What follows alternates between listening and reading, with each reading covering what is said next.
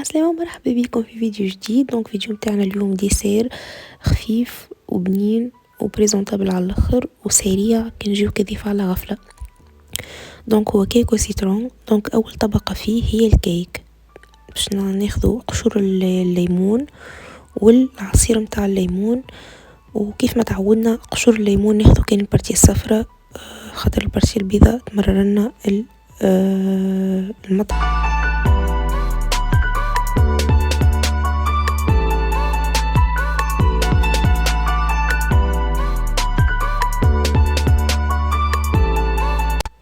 بالنسبة للقياسات متاعنا كل باش تكون عن طريق كيس واحد. باش تختاروا كيس من كيسين البلار العاديين هيكم باش ناخذوا بيه الحكارات الكل. وبالنسبة لطريقة التحضير باش نستحقوا فيها كان مضرب يدوي اكاو. اول حاجة باش نحطوا مغرفتين زبدة بدرجة حرارة الغرفة، لازمها تكون طرية. كان عطيتوها بعد كان الزبدة متاعكم مجمدة تنجموا تحطوها شوية في الميكرووند ولا على ماء سخون باش تذوب شوية.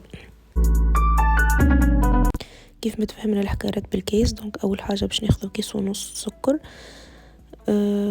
سكر عادي حبيبات طبيعي، وباش نحطه معاه قشور الليمون. باش نخلي مغرفه صغيره من قشور الليمون باش نستعملوها من بعد. واهم مرحله هي ان نخلطوا قشور الليمون مع السكر والزبده باش نخرجوا ريحه الليمون والزيت متاع اللي موجود في القشور. ونحط مغرفتين زيت نباتي وعظمتين فانيلا. انا ديما نحب نحط الفاني على اي نوع متاع حلويات نعمله، او بالاحرى اي نوع متاع مرطبات نحسه يعزز النكهه ويبننها. اذا ما تحبش تحط عادي تنجم تستغنى عليها المرحله هذه. ومن بعد نركضوه.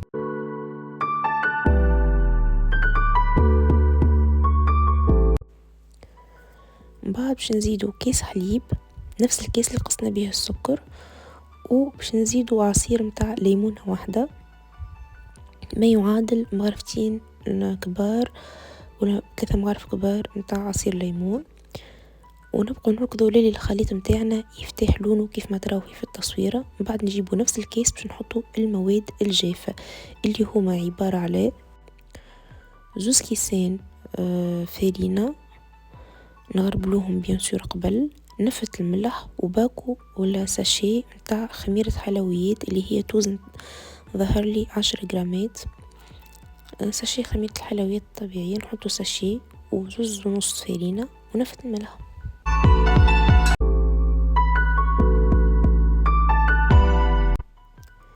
من بعد نخلطو مليح مليح للي كل شيء يتجانس. التكستور متاعنا والقوام متاعنا لازم يكون عاقد شويه، ما تكونش ياسر جاريه، تكون متماسكه كيف ما تشوفوا في الفيديو. بعد هنا باش نجيبوا البلاتو متاعنا ندهنوه بماده دهنيه، زبده ولا زيت كيف ما انتم تحبوا.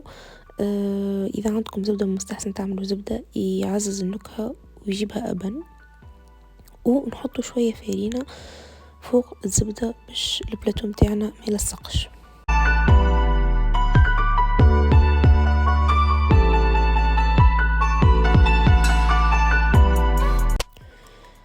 باش نحطوهم في البلاتو. كيف العادة الفرن لازم يكون مسخنينه قبل ما نبداو نحضر الجاتو متاعنا. درجة الحرارة تكون 180 درجة باش نخليوه من 40 ل 50 دقيقة، ومنحلوش عليه قبل نص ساعة. ثاني إتاب باش تكون تحضير صوص الجبن بالليمون اللي هي باش نحطوها من فوق نزينو بها. نحطو 4 توابع جبن مثلثات، باش نحطو كيس سكر، سكر باودر، ونحطو قشور الليمون وعصير الليمون، عصير ليمونة واحدة، وقشور الليمون اللي خليناهم بكري معرفة صغرونا هيك، فانيلا. انا كيف قلت لكم نحب نحط الفانيلا على كل شيء مش اوبليغاتوار معناها. وباش نحطو زوز اكياس كريم شانتيي البودرة، وباش نحطو نص كيس حليب ومغرفة زبدة. بالنسبة للكمية اللي انا حطيتها لكم تنجموا تعملوا نصها فقط تكفي انكم تغلفوا الجاتو، ما تعملوش الكمية الكل. انا مستحقتها في وصفة اخرى، اما انتم تحطوا نصف الكمية تكفيكم. كيف ما تعودتوا باش تلقاو الوصفة الكل في سامحوني الحكايات الكل في صندوق الوصف اللوطة.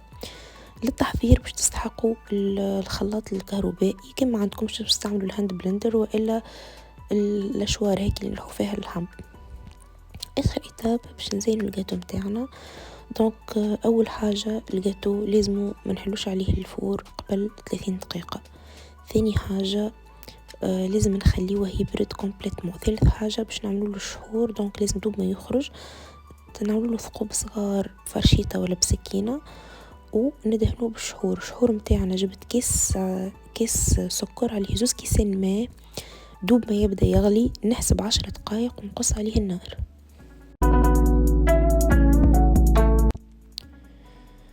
ونخليوه يبرد للي يشرب الشهور ويبرد كومبليتمون. نجيبوا نفس الشهور نحطوا منه 3 مغارف كبار ولا 4 مغارف كبار، ونجيبوا ليمون نقصوه شرايح جويدة باش نعملوا الكونفي نتاع السيترون اللي باش نزينوا به الجاتو متاعنا. كيف ما قلت لكم الزيتاب هذوما كلهم راهم اضافيين. تنجموا تحطوا السيترون كيف ما هو تقصوه جويد وتحطوه كيف ما هو ني. تنجموا ما تعملوهش جمليته بحيث تنجموا تزينوا باوراق النعناع كيف ما تحبوا. وهنية قلبت الكيك باش تبرد، كيف ما تشوفوا مازالت تخرج في الدخان باش نخليها تبرد كومبليتمون بعد نزينها.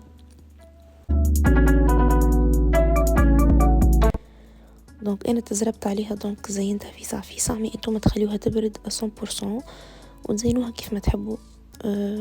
باللي عندكم في الدار تحطوا عليها شويه لوز ابيض فيليه هذاك، نجموا تحطوا عليها فاكهه مهروشه، نجموا تخليوها كيف ما هي، لا تحطوا لها الصوص البيضه لا حتى شيء، جوست كيك وكهو. وصفة سريعة ان شاء الله تجربوها، ان شاء الله تنال اعجابكم. الكيكة هشوشة على الاخر وفوحة على الاخر. كيف ما تعودوا تلقاو المقادير الكل وليزاسيوس الكل مكتوبين اللوطة في صندوق الوصف. ونتمنى تجربوا الريسيت، تخليولي رايكم فيها في الكومنتير. سينو باش نطلب منكم طلب اللي هو احنا تو على ابواب شهر رمضان ان شاء الله. دونك باش نعمل سلسله متاع تحضيرات شهر رمضان.